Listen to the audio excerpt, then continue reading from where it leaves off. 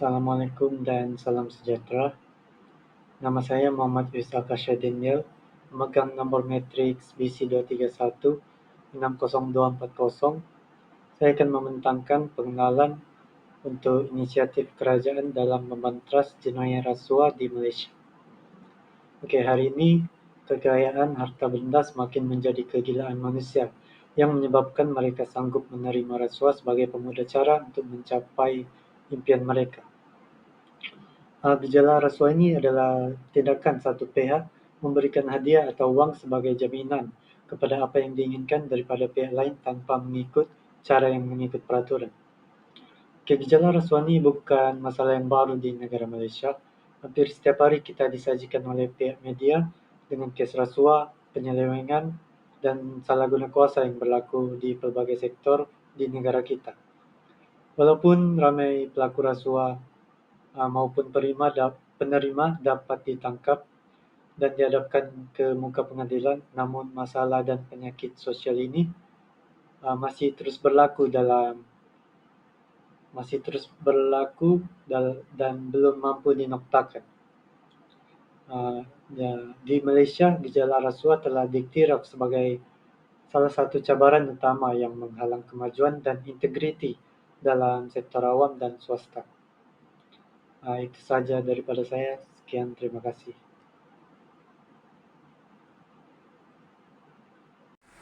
Salam sejahtera, saya Melanie Senat Litrus dengan nombor matrik BC231100071.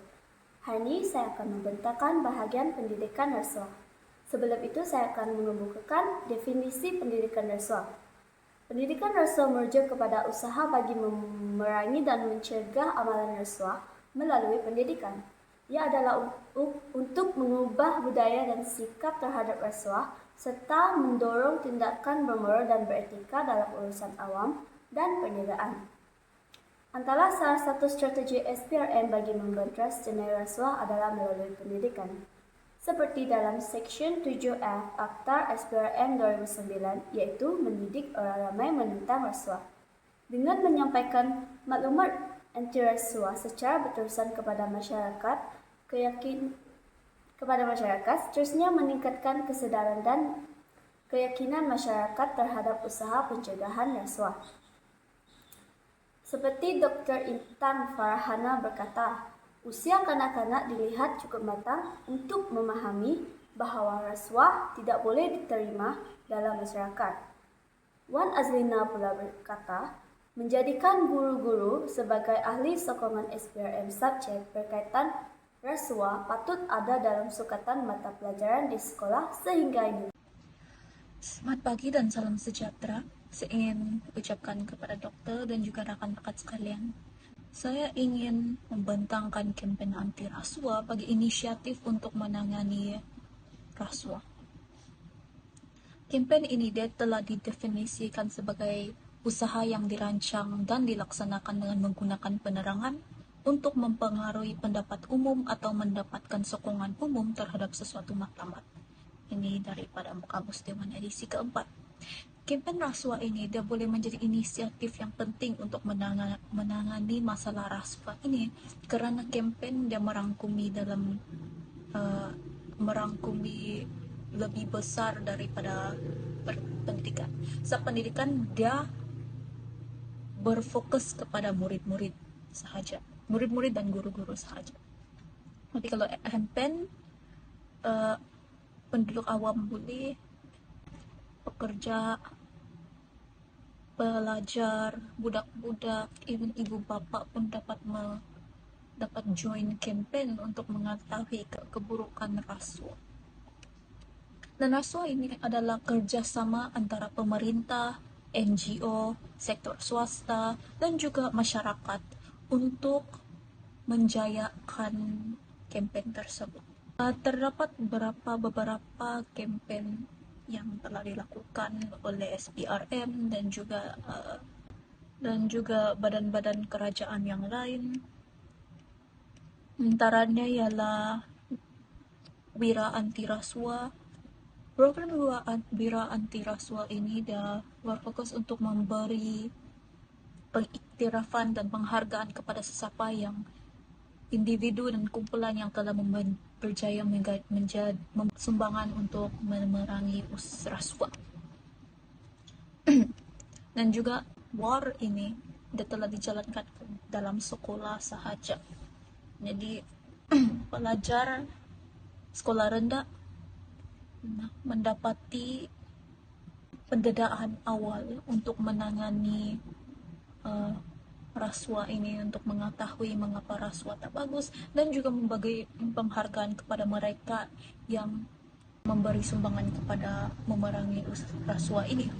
Seterusnya terdapat juga kampanye kesadaran pencegahan rasuah di pengangkutan awam di stesen MRT Museum Negara oleh SPRM dan juga Mass Rapid Transit Corporation MRT Corp. Dorang telah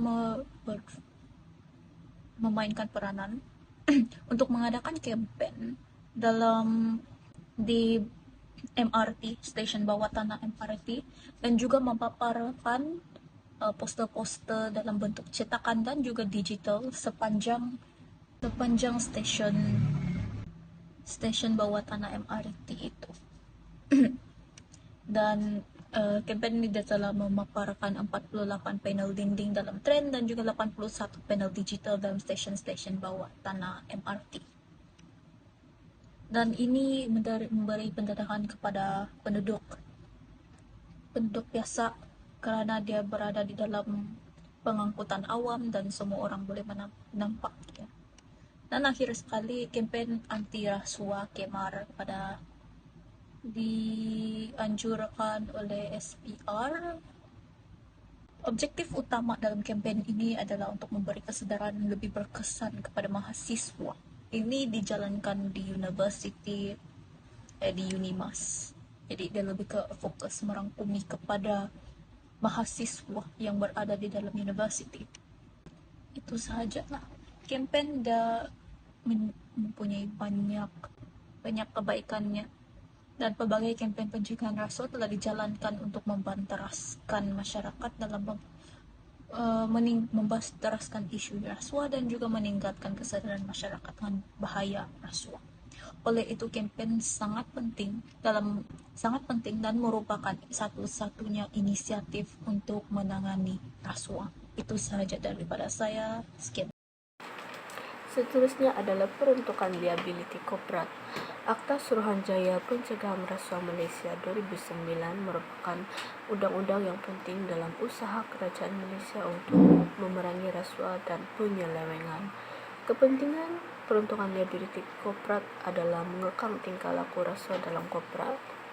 Hal ini demikian kerana ia memberi insentif kepada pengurusan untuk mengambil langkah-langkah proaktif dalam mencegah dan mengenal pasti sebarang tindakan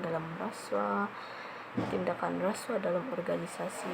Seterusnya, kepentingan yang seterusnya ialah membantu meningkatkan kebertanggungjawaban korporat. Syarikat di bawah tekanan untuk mengamalkan piawaian tinggi dalam tata cara perniagaan dan mengukuhkan sistem kawalan dalaman untuk mengelakkan sebarang kesalahan rasuah. Assalamualaikum dan salam sejahtera. Nama saya Muhammad Ashraf bin Amran. Saya akan membentangkan bahagian saya dalam tajuk kami, iaitu inisiatif kerajaan dalam membanteras jenayah rasuah di Malaysia. Bahagian saya adalah mengetatkan tindakan undang-undang. Mengetatkan tindakan undang-undang yang pertama ialah meningkatkan bilangan pegawai penguat kuasa. Dengan meningkatkan bilangan pegawai penguat kuasa, ianya dapat membantu untuk memperkuatkan keupayaan pihak berkuasa dalam menyiasat dan menangani kes-kes rasuah di Malaysia. Seterusnya adalah pegawai-pegawai perlu lebih berkualiti. Pegawai penguat kuasa perlu tegas, serius dan teliti dalam membuat laporan untuk penyiasatan yang menyeluruh.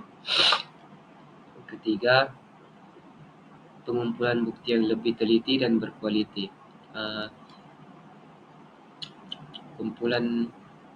Pengumpulan bukti yang kukuh diperlukan untuk tindakan undang-undang yang lebih berkesan.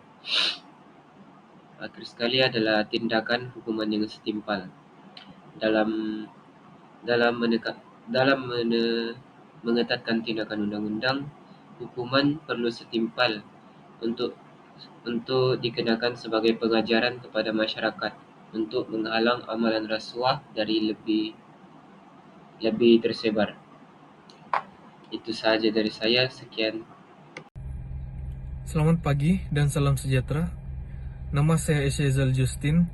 Saya memegang kad No Matrix BC 231-60336. Saya akan membentang bagian saya, yaitu kerjasama antarabangsa.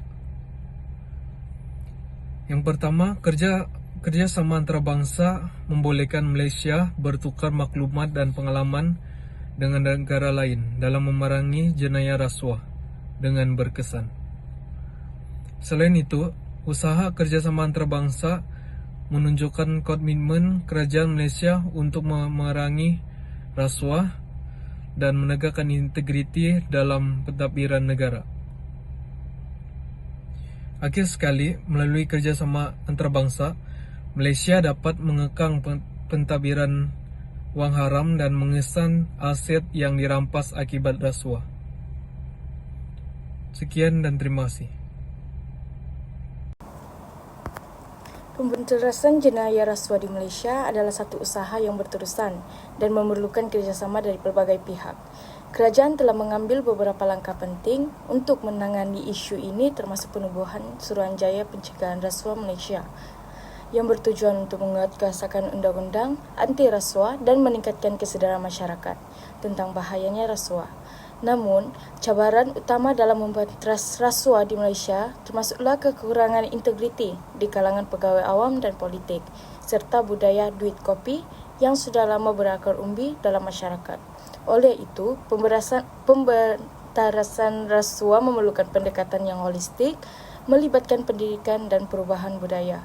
Di samping penguatkuasaan undang-undang yang lebih ketat, kerjasama antara agensi kerajaan, sektor swasta dan masyarakat umum adalah penting untuk memastikan keberkesanan usaha-usaha memberantas rasuah, menjadikan Malaysia sebuah negara yang lebih bersih dan bebas daripada amalan korupsi.